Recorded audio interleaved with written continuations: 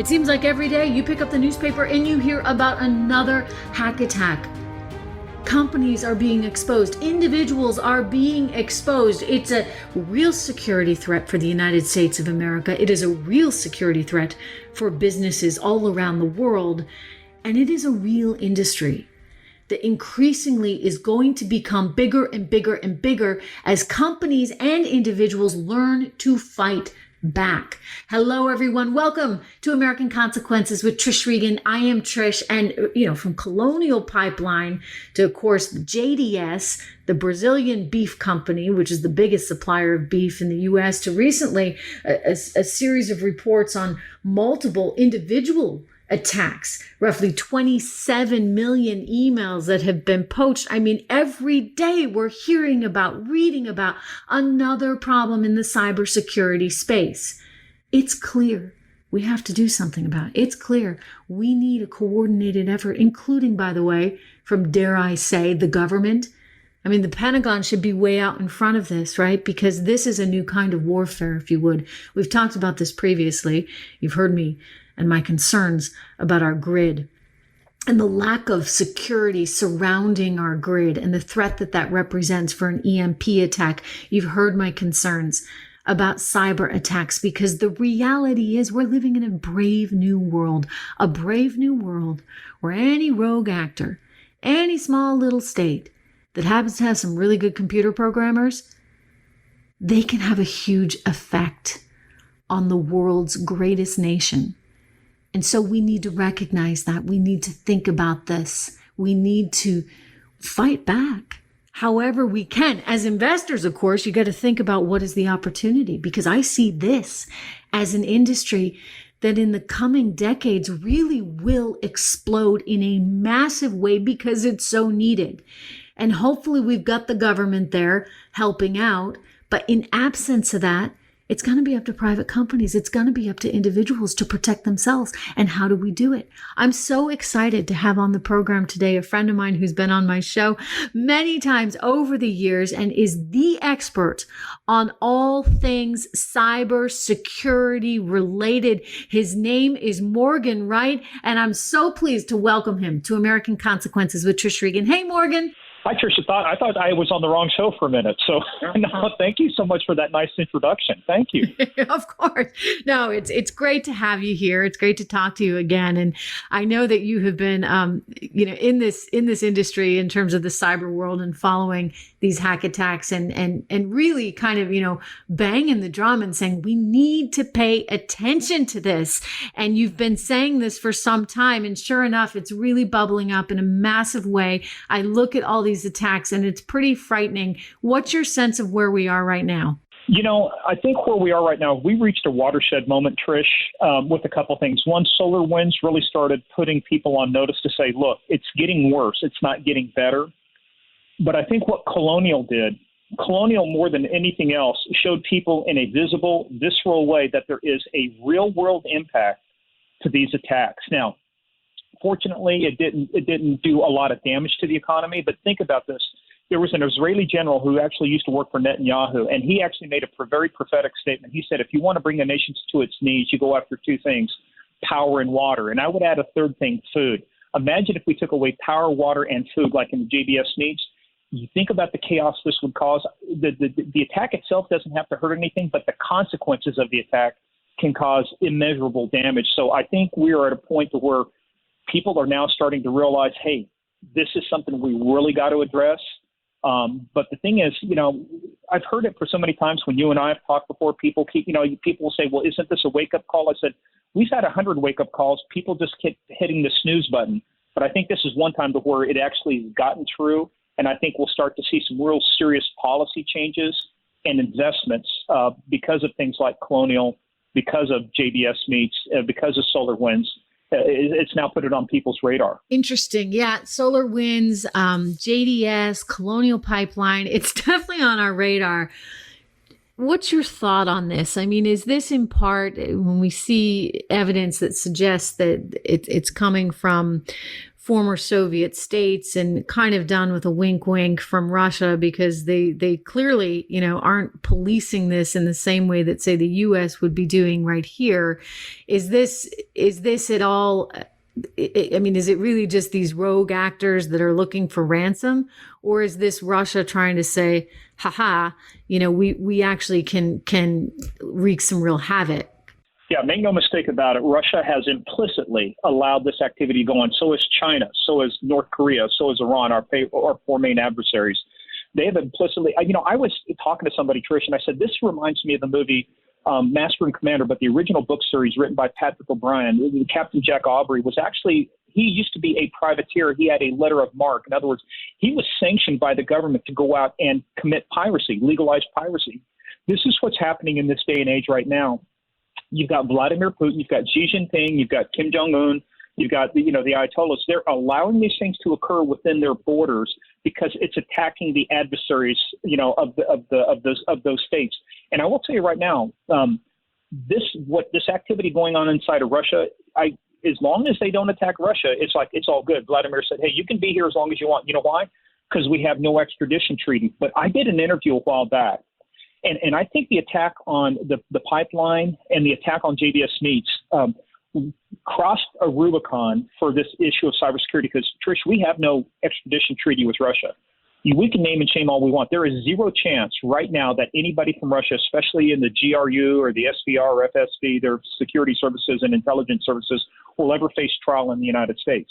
However, once they attacked JBS, once we started seeing the Colonial Pipeline and the impact, I predicted, I said, look, if Vladimir does anything, he's a master of optics. He will do something to show that, hey, we're addressing cybercrime. We're doing something. So I have to expect before this meeting in Geneva that there will be some kind of an arrest. I know they're working on an agreement, but I think there'll be some kind of sacrificial lamb, because we have to do it, Trish. We cannot allow these things to go on. When we start going after power, water, and food, you're going after the underpinnings of society. You take those away, and it's like, to me, to me, it would be, you've now crossed the line. It's an act of war. It's like a 9/11 when Bush said, look, if you're harboring terrorists, you're either with us or against us. And if you're harboring terrorists, then you're against us.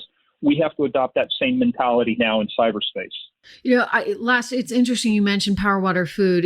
In last week's podcast, I spoke with Andrew Wheeler, the former head of the EPA, about the importance of diversification, right, of our power sources. And his concern is that we're going to be too reliant on China for some of these batteries, say, that go into electric vehicles and other things that make up those components. And, he's right, because if you're going to embrace this, you want to embrace it and make sure you're doing so sort of eyes wide open. And you say, okay, well, then we're going to invest in battery companies here so that we can have our own power source right here. We want to make sure we're also investing in the security behind all of this massive tech infrastructure. It's like overwhelming. I mean, when I think about all the different passwords that I have to have, when I think about, just in your own personal life, right? It's overwhelming. And there's part of you that just doesn't even want to face it. Like, you just want to be like, oh my God, who knows, right? Who knows? And you stick your head in the sand like the ostrich. It's one thing for an individual to do. We can't do that anymore, by the way. It's another thing for businesses. I mean, when you think even about our banking system, how vulnerable we might potentially be if our energy is vulnerable, if food, JDS, is vulnerable, how vulnerable is everything else? One of the most devastating attacks ever. They wiped out 80% of the computers in Ukraine. One of the things they went after were the ATMs. When people wanted to go get cash and they couldn't pull it out of the ATMs, it had already been drained by these attacks to where they had actually used software and were able to manipulate the ATM and pull money out and drain them dry and then shut down access to them. So it doesn't take much. I mean, I remember after 9/11, where I lived out in Northern Virginia, we started seeing all of the water plants and the water treatment areas having gates, and guards around them for a while. Because the thing is, I don't have to attack all 50. I just have to attack one and make you think all 50 are susceptible, the remaining 49. That's what's happening here.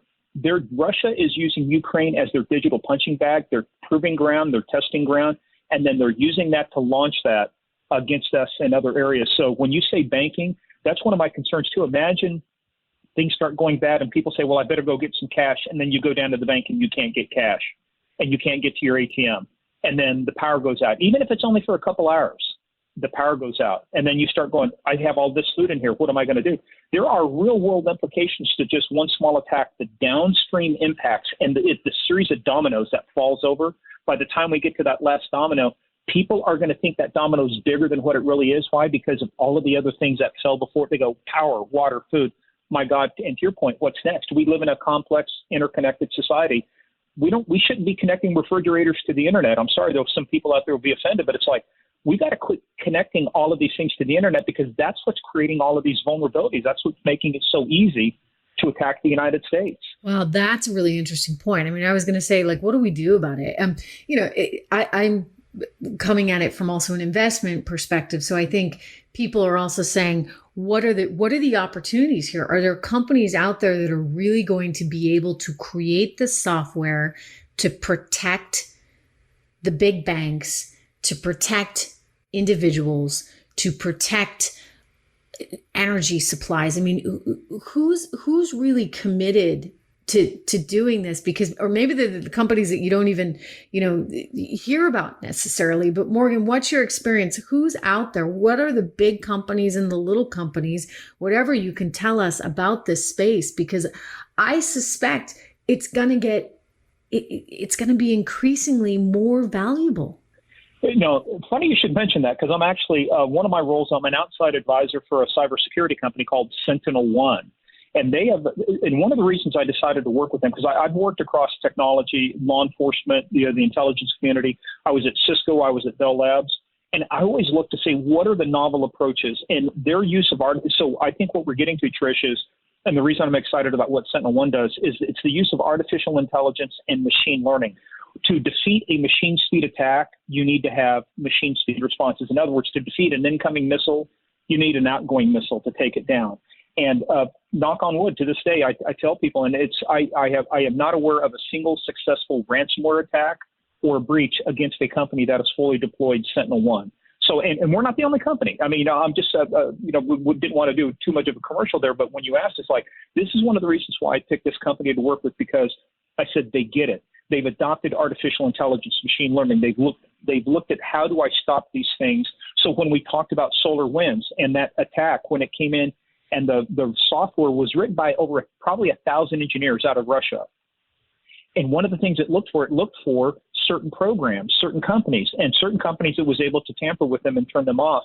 But the software was specifically written not to activate if it detected SentinelOne, because the engine would detect this kind of malware. So we're not the only company that does this. And so I think you're seeing a change in the approach of how it's done. In other words, I don't need to know everything, but what I need to know is, if I see something coming in, I've got to have the ability in milliseconds to be able to determine if it's good or bad and stop it in its tracks. And that was my lesson to folks. That's what I'm speaking about today. It's part of the cybersecurity lessons I've learned came from Elon Musk, because Elon changed the space industry, Trish, by simply just asking a question, going, well, why can't we reuse rockets? So now you're seeing, SpaceX rockets launch in the air and then coming back down and landing, and the ability to reuse that rocket. So the ability to turn things around very quickly. We've got to change the questions we ask in cybersecurity. Instead of saying, what can we do to respond better and recover better? We have to start asking the question is, why can't we just stop these attacks in the first place? Why can't we just keep them from coming over the wall? Why don't we? It's not about building a bigger wall, but it's about, how do we get smarter about even stopping the attacks in the first place? So part of it is a change in our terminology, or change in our thinking. But I think the use of artificial intelligence, machine learning, these really good technologies, they have a place in modern society, and it can actually be used to help defend us against these attacks. Because, Trish, there is no way to stop Russia and Iran from launching attacks against us. They're going to do it. We can't stop them. But what we can do is do a much better job of defending against these and stopping them dead in their tracks. So SentinelOne, they're about to go public. It's my understanding, under the ticker symbol S. Is that correct? With a roughly, is it a $100 million offering? But they have not yet gone public. It's a company that's been around since, I believe, 2013, but will be going public soon. What I can confirm is that what you have said, I've heard in the news as well, too. So, you know how it goes with any companies going public. I'm not going to be the one to ruin the parade. So I'll just say whatever you said, I've seen the same thing in the reporting, and it appears to be accurate. No, Yes. I mean, it's been certainly, reported by financial media. Yes. I mean, and look, I think that this is a space that it's tricky, right? And you know this well because you've got to stay 5 steps ahead of the hackers, right? So you've got to have software that's more intelligent than any Russian programmer that's going to come on the scene. And so you've got to have tremendous resources in terms of intellect and creativity, et cetera, for the programming. And it's an industry that I would think is extremely fluid, right? Because you've got to just always be on the cutting edge of things. But it's an industry that I suspect could have an important and vital part of our future. Without a doubt. And in fact, when I look at the lessons that came out of Colonial, I was a little amazed at the CEO when he testified, and then later on when they talked about they were able to claw back about $2.3 million of that $4.4 million in ransom. He said, well, we're going to take that and we're going to spend that on cybersecurity. And my point was, well, why aren't you doing that in the first place? Trish, here's what I think we need to get to. Let me ask you a question now. Let me turn the tables on you. When Sarbanes-Oxley came out, it was because for a lot of reasons, Adelphia, MCI, WorldCom, we had a lot of things. When's the last time you heard of a CEO going to jail for a violation of Sarbanes-Oxley for misstating financials? Yeah, I haven't. I mean, do you think it's because maybe they actually care now? Bingo. And guess what? So I promoted this years ago, back when I testified before Congress on healthcare.gov 2013.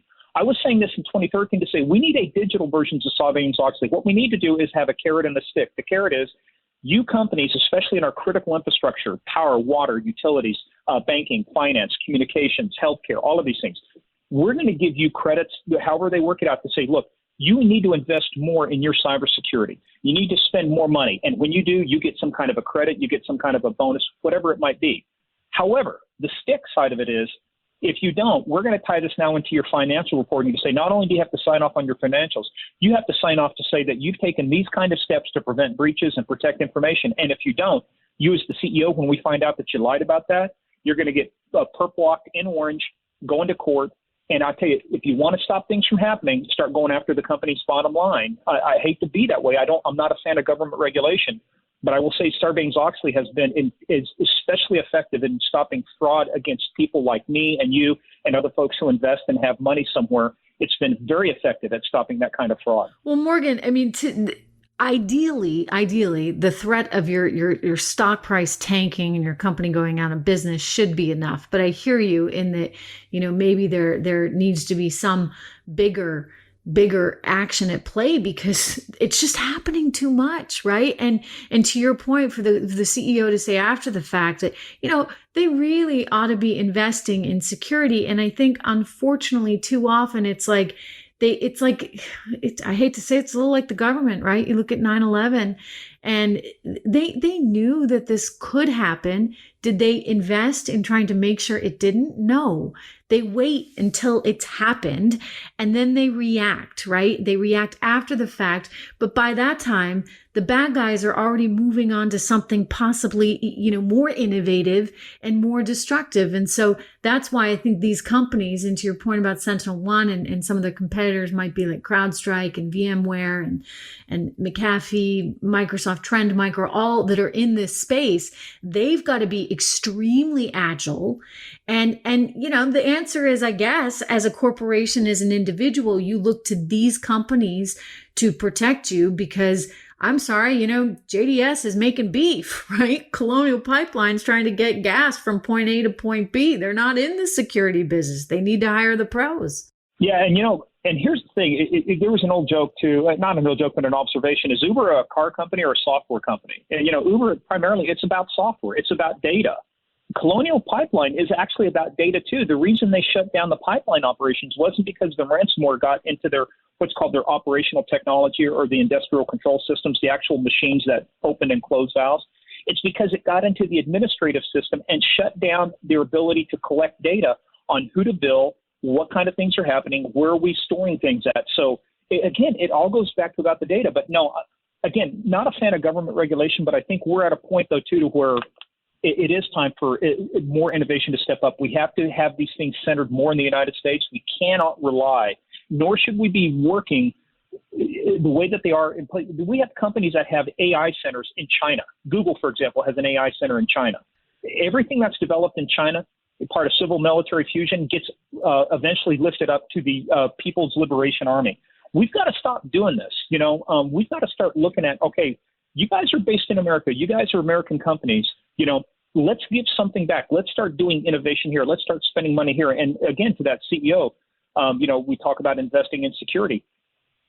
They're not a security company, but you know what? I'm not a security company either, but I take measures to protect myself. You can't simply assume away the risk to say, well, that's somebody else's problem. No, at the end of the day, what happened to the Harry Truman saying is that the buck stops here. If you want to make the money and you want to make the profit, then you are responsible for everything that goes into that. And that includes the safety and security of that critical infrastructure, because it just doesn't affect Colonial. And I live in Northern Virginia, Trish. I remember, fortunately, it didn't last that long, but I remember seeing the lines, the gas lines. One of the places where we go to had run out of gas already because there was a run on it. People putting gasoline in plastic bags. Good Lord. I mean, if that's just what happens with a minor inconvenience, what happens with a major outbreak? Is it, we go from putting gas in plastic bags to what? Filling up bathtubs, So again, there are real world consequences to this. And these folks need to realize you're part of the system. You're making money off of us. You have a duty and a responsibility to protect your infrastructure so that it can protect us. What about government in all of this? I mean, where's the Pentagon? Like, are they doing enough? That's a good question too, because there's obviously some issues with how much the military can get involved in things that are strictly civilian affairs, especially when it's just strictly in the United States. But I think there's a lot of things that they do well, especially from an offensive capability. And there's some things we can learn about them from a defensive capability too. Look, we're great on offense, but we don't spend nearly the money we need to do from a defensive standpoint to make things tougher. But look, a lot of good stuff that comes out of the DoD, out of DARPA, the Advanced Research Projects folks over there.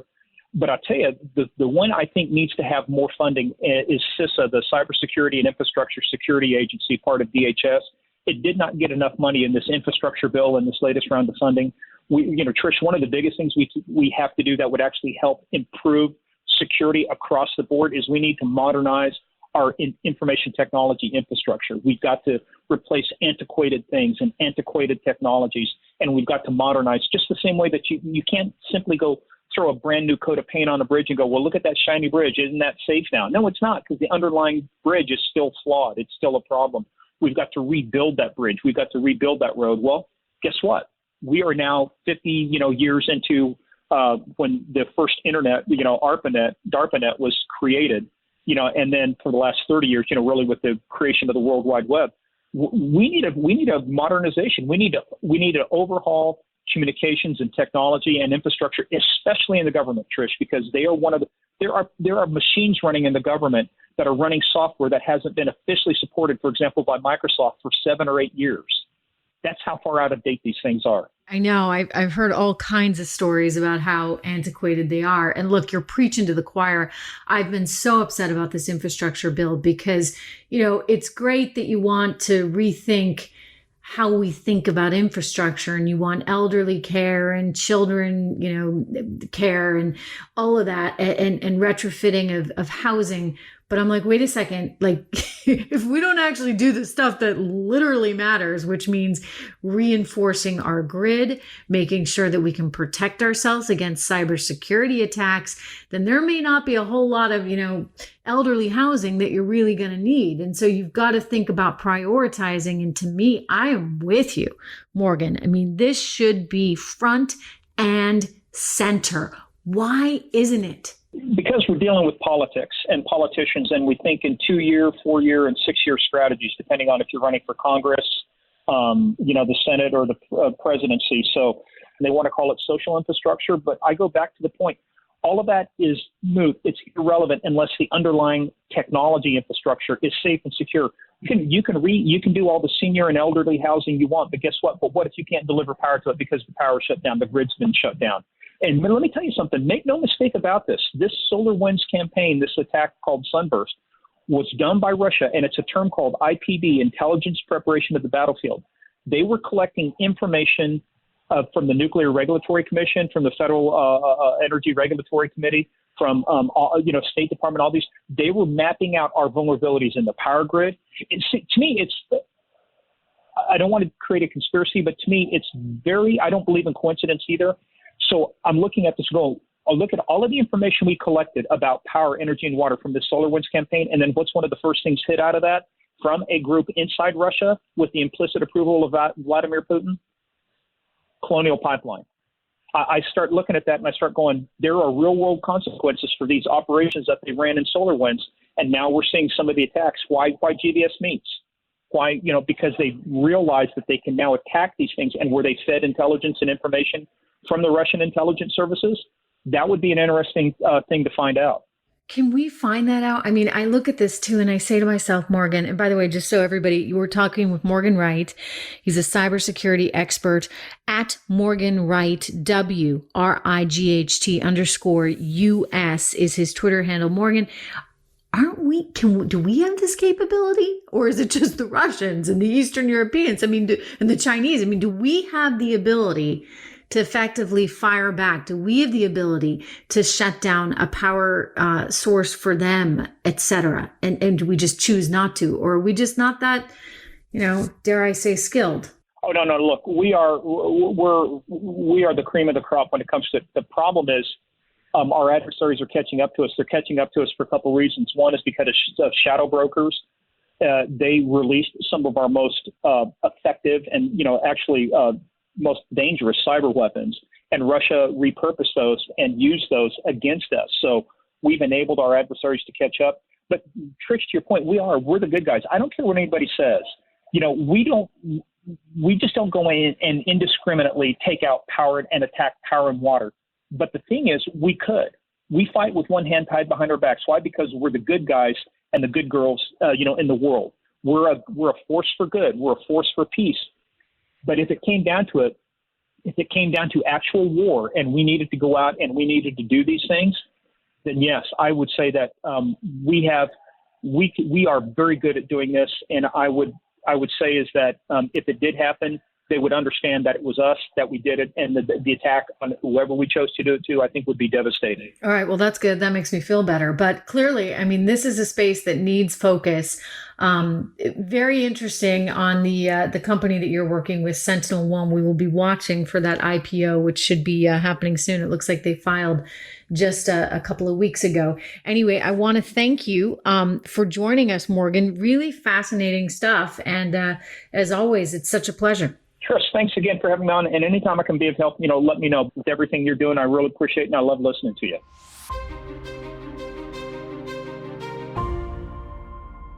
Listeners to this program know my friend and colleague, the former U.S. presidential candidate and 22-year congressional veteran, Dr. Ron Paul. He has a message every American needs to know about today. Most Americans will be completely blindsided by what's going to happen. So please make sure you, your family, and anyone you care about are prepared. Dr. Paul explains what he believes is coming, plus the number one first step every American should take to prepare right now. Simply visit messagefromtrish.com for details. Again, that's messagefromtrish.com.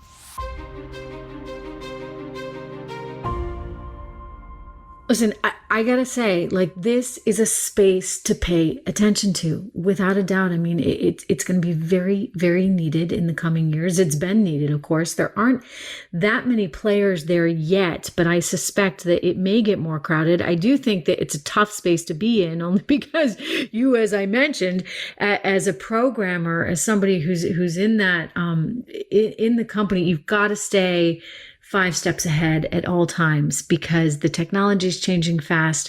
The security vulnerabilities are changing so fast. And given that there have been these problems and these hacks, and, SolarWinds is one example, given all of that, we are more exposed. And so you as somebody who is investing in one of these companies, whether it be the new IPO, whether it be CrowdStrike or McAfee or some of the more traditional Trend Micro that's already there, you've got to encourage that company and hope that that company is constantly on the cutting edge. But the reality is this, I mean, corporations and individuals are just going to have to take this on. I would like to see the government be a bigger part of this. They should be, but it is going to come up to corporations themselves, because they have to recognize the place that they're putting themselves and their customers in the future. So when you identify what are the next big things, I think that this is part of it. And I wish it wasn't, but it's going to be the way of the world in the future. I want to thank you as always for listening. I want to encourage you to go to AmericanConsequences.com. I've been writing a lot on cybersecurity. I've been writing a lot on protecting our grid, and you can find all of those articles right there. AmericanConsequences.com. Signing off, Trish Regan. I will see you right back here next week. Thank you for listening to this episode of American Consequences. Want more Trish? Read her weekly articles Thursdays in our magazine at AmericanConsequences.com and subscribe for free to get all of our daily articles and the monthly magazine. We'd love to hear from you too. Send Trish a note. Feedback at AmericanConsequences.com. This broadcast is for entertainment purposes only and should not be considered personalized investment advice.